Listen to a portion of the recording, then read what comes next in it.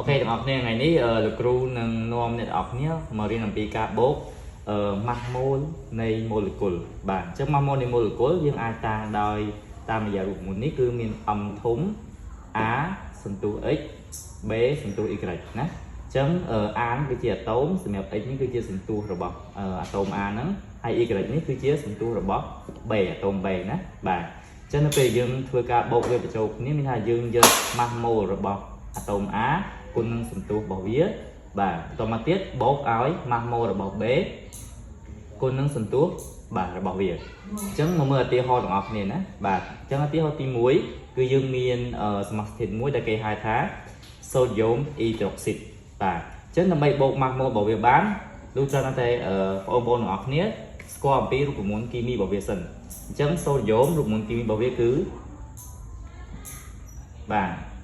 Na ចំណែកឲ្យរ៉ាឌីកាល់ hydroxide គឺបាទ OH ណាបាទអញ្ចឹងយើងធ្វើការបូកម៉ាស់ម៉ូលរបស់វាមកអញ្ចឹងបើសិនជាបងប្អូនមានបើសិនជាបងប្អូនមានតារាងរូបនៃធាតុគីមីបងប្អូននឹងមើលទៅឃើញថាសូដ្យូមមានម៉ាស់ម៉ូលរបស់វាគឺ23បាទសម្រាប់អុកស៊ីហ្សែនម៉ាស់ម៉ូលរបស់វាគឺ16បាទហើយសម្រាប់ហីដ្រូសែនវិញម៉ាស់ម៉ូលរបស់វាគឺ1បាទយើងឃើញថានេះគឺវាអត់មានសន្ទុះតែមួយទេអញ្ចឹងយើងអត់ចាំបាច់គុណចូលទេពីព្រោះអីគុណចូលមួយទៅក៏តម្លៃរបស់វានៅដដែលដែរបាទអញ្ចឹង23បូកឲ្យ16បូកឲ្យ1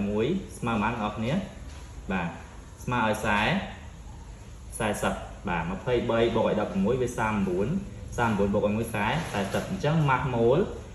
ម៉ាស់ខ្នាតគិតជាក្រាមម៉ូលខ្នាតគិតជាម៉ូលអញ្ចឹងម៉ាស់ម៉ូលគឺក្រាមក្នុង1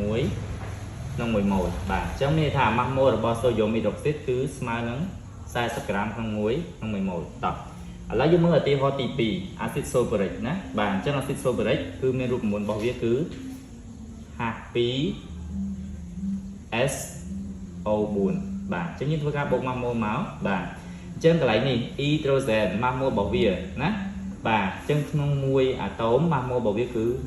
1បាទតោះមកយើងមើលសន្ទុះរបស់វាប៉ុន្មាន2អញ្ចឹងយើងគុណឲ្យ2ណាបាទចូលមកអាតូមស្ពាន់ធម៌អញ្ចឹងអាតូមស្ពាន់ធម៌ម៉ាស់ម៉ូលរបស់វាគឺ32យើងមើលសន្ទុះវាស្មើប៉ុន្មានបាទ1អញ្ចឹងយើងមិនបាច់គុណ1ចូលទេគឺ32បាទបូកអុកស៊ីហ្សែនមិញបាទម៉ាស់ម៉ូលវាគឺ16ណាចឹងដាក់មុខបញ្ចុះមកអញ្ចឹងប៉ុន្តែកន្លែងនេះសន្ទុះរបស់វាប៉ុន្មាន4អញ្ចឹង16គុណឲ្យ4បាទស្មើអញ្ចឹងយើងបូកចូលមក1គុណឲ្យ2 2បូកឲ្យ32 34បាទ34បូកឲ្យ64 95 98ខ្នាតគិតជាក្រាមក្នុង1ម៉ូលបាទតោះយើងចូលមកឧទាហរណ៍ទី3អាស៊ីតអាសេទិកម្ដងណាអញ្ចឹងអាស៊ីតអាសេទិកមានរូបមន្ត CH3 បាទ COOH ណាបាទជាអាស៊ីតនៅក្នុងទឹកស្នេហ៍ណាបាទតោះអញ្ចឹងកបោនម៉ាស់ម៉ូលវាប៉ុន្មាន12បាទបូកអ៊ីដ្រូសែន1គុណឲ្យសន្ទុះរបស់វា3បាទបូកបាទកបោននេះប៉ុន្មាន12បូកយើងមើលអូនេះប៉ុន្មាន2ណាអញ្ចឹងយើងសរសេរសរុបមក16គុណឲ្យប៉ុន្មានគុណឲ្យ2បូកឲ្យអ៊ីដ្រូសែន1ទៀតបាទតោះអញ្ចឹងយើងធ្វើការបូកតម្លៃលេខបញ្ចូលគ្នាមកបាទចានេះ1គុណឲ្យ3 12បូក3 15បាទ15បូកឲ្យ12ឃើញប៉ុន្មានអ្នកគ្នា20 27បូក1 28បាទ28បូកឲ្យ32ឃើញប៉ុន្មានដែរអ្នកគ្នា28បូកឲ្យ32បាទ28បូកឲ្យ32ស្មើនឹង60ណាត់គិតជាក្រាមក្នុង1ម៉ូលបាទតោះអញ្ចឹងនៅចុងក្រោយនេះលោកគ្រូអត់ដោះស្រាយឲ្យទេលោកគ្រូឲ្យអ្នកទាំងអស់គ្នាបាទ